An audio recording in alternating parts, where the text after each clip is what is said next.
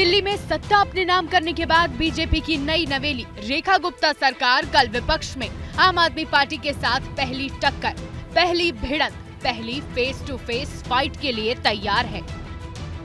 सोमवार से शुरू हो रहे दिल्ली विधानसभा के विशेष सत्र से पहले सीएम रेखा गुप्ता ने आज सभी 6 मंत्रियों और विधायकों के साथ बैठक की और बजट सत्र को लेकर अपना होमवर्क पूरा किया।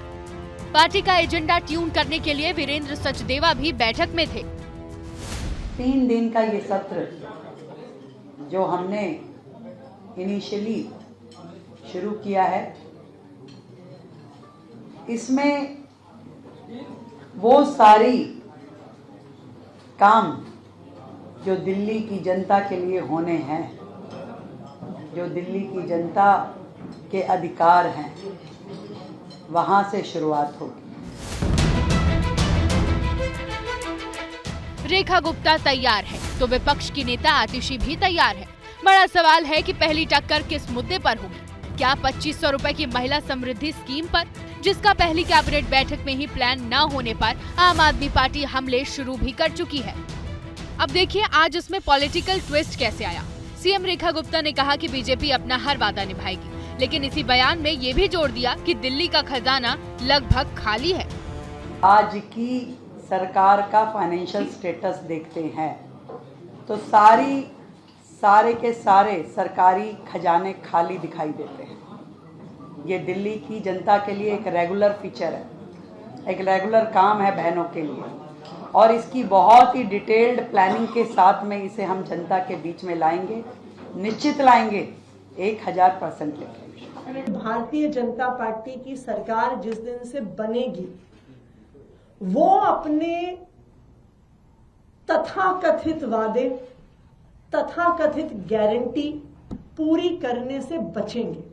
नए मुख्यमंत्री की शपथ होने से पहले मैंने दिल्ली के सामने और पूरे देश के सामने दिल्ली के सरकारी खजाने के आंकड़े रख दिए थे। सीएम के मुंह से खजाना खाली शब्द सुनते ही आम आदमी पार्टी को नया मौका मिल गया।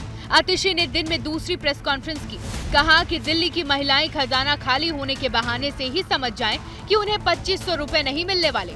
ये जुमला है।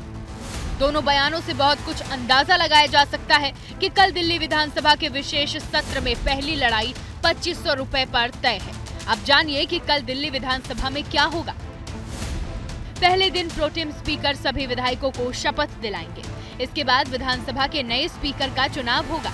प्रोटेम स्पीकर की जिम्मेदारी 13 साल बाद विधानसभा पहुंचे अरविंदर सिंह लवली को दी गई है, जबकि विधानसभा अध्यक्ष पद के लिए पुराने भरोसेमंद विजेंद्र गुप्ता का नाम फाइनल है। विशेष सत्र के दूसरे दिन 25 फरवरी को उपराज्यपाल का अभिभाषण होगा। उसके बाद रेखा गुप्ता सरकार सदन में सबसे पहले वो काम करेगी जिसकी गारंटी खुद पीएम मोदी ने दी थी।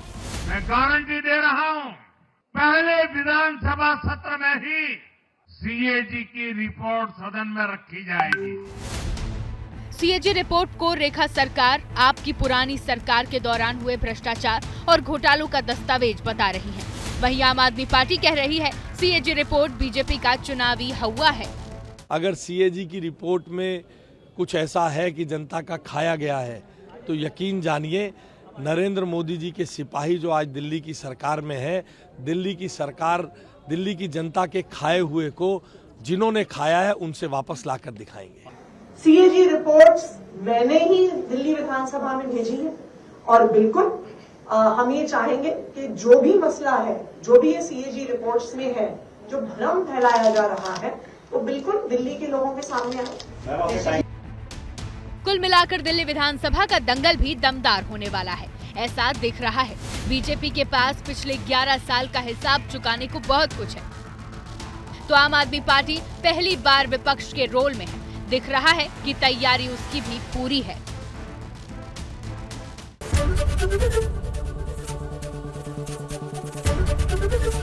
एबीपी गंगा, खबर आपकी, जुबान आपकी।